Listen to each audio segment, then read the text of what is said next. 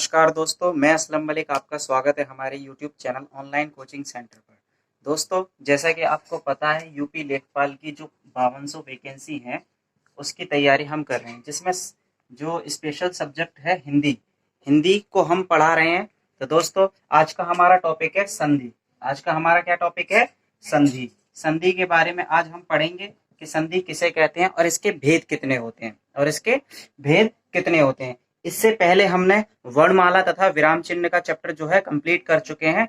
उसके आपको क्वेश्चंस भी लगा दिए। विराम चिन्ह के क्वेश्चन जो चैप्टर है उसके क्वेश्चंस रह गए हैं, वो आपको संधि वाले चैप्टर के साथ ही करा दिए जाएंगे। तो दोस्तों, चलिए शुरू करते हैं। तो फ्रेंड्स, संधि को समझने से पहले सबसे पहले ये जानना होगा कि संधि शब्द का जो संधि शब्द है उसका अर्थ क्या है। संधि कहते किसे हैं? परिभाषा तो एक अलग बात है, लेकिन सबसे पहले हमें संधि शब्द का मतलब मालूम होना चाहिए कि संधि किसे कहते हैं। संधि शब्द का अर्थ क्या है? संधि शब्द का अर्थ है मेल। क्या है? मेल या जोड़ना। ठीक है, मेल या जोड़। ठीक है, संधि का एक तरीके से मतलब होता है ये जोड़, कनेक्शन। ठीक है, तो संधि कहते हैं किसी के मेल को संधि कहते हैं। ठीक है, तो याद रखिएगा, संधि क्या होता है? मेल, दो वर्णों का मेल या किसी दो वर्णों का, जो भी, चाहे वो स्वर हो या फिर वो व्यंजन हो। ठीक है, दो वर्णों के मेल को संधि कहते हैं। चलिए परिभाषा देख लेते हैं। सबसे पहले परिभाषा क्या है? परिभाषा यह है कि दो निकटवर्ती वर्णों के परस्पर मेल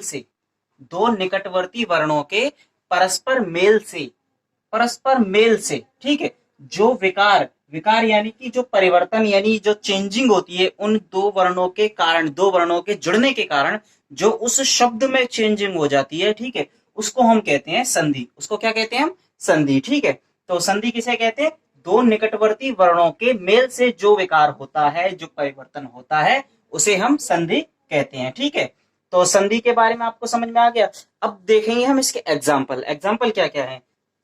एग्जाम्पल के थ्रू से हम समझते हैं। ठीक है, एक वर्ड लिखा सत्य, सत्य प्लस अर्थी। ठीक है, इस लास्ट वाले वर्ण का इस शुरू वाले वर्ण के साथ इस दूसरे शब्द के शुरू वाला जो वर्ण है, इन दोनों को मेल कर दिया, इन दोनों को क्या कर दिया? मिला दिया। ठीक है, तो नया शब्द हमारा क्या बन गया? सत्यार्थी, यानी कि इन दोनों वर्णों के मेल से एक अलग शब्द बन गया। ठीक है, यानी कि एक अलग ही शब्द हुआ। ठीक है, जो मिलकर बना। ठीक है, उसे क्या कहेंगे? सत्यार्थी। ठीक है, इसी प्रकार सूर्य प्लस अस्त बराबर सूर्यास्त, गंगा प्लस उदक बराबर गंगोदक, इति प्लस आदि बराबर इत्यादि, हरि प्लस चंद्र बराबर हरिश्चंद्र। ठीक है, यहाँ पर इसे विसर्ग कहते हैं। ठीक है, विसर्ग को मैं आपको पढ़ाऊंगा आगे, संधि के जब भेद कराऊंगा। ठीक है, तो उसमें विसर्ग संधि आएगी, तो उसके बारे में हम डिटेल से पढ़ेंगे।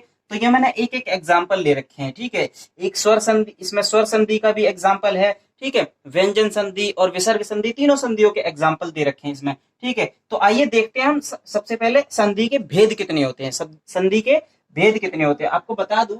संधि के जो है मेन 3 भेद होते हैं। कितने होते हैं? 3 भेद होते हैं। ठीक है, कौन कौन से? सबसे पहला होता है स्वर संधि। सबसे पहला कौन सा भेद होता है?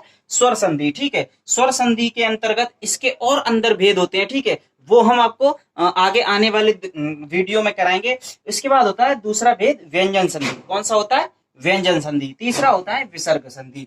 पहला स्वर संधि, व्यंजन संधि और विसर्ग संधि, तीनों भेद होते हैं किसके? संधि के। ठीक है, तो ये हम आगे आने वाले वीडियोस में डिस्कस करेंगे कि स्वर संधि किसे कहते हैं, व्यंजन संधि किसे कहते हैं और विसर्ग संधि किसे कहते हैं।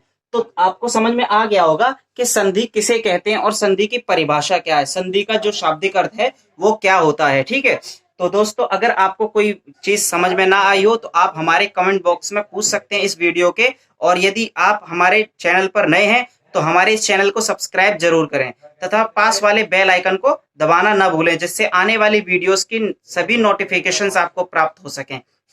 दोस्तों, इससे रिलेटेड जो भी आपको क्वेरी हो, आप हमारे चैनल जो टेलीग्राम चैनल है उस पर जाकर जुड़ सकते हैं तथा वहां पर आप अपनी क्वेरी पूछ सकते हैं। धन्यवाद।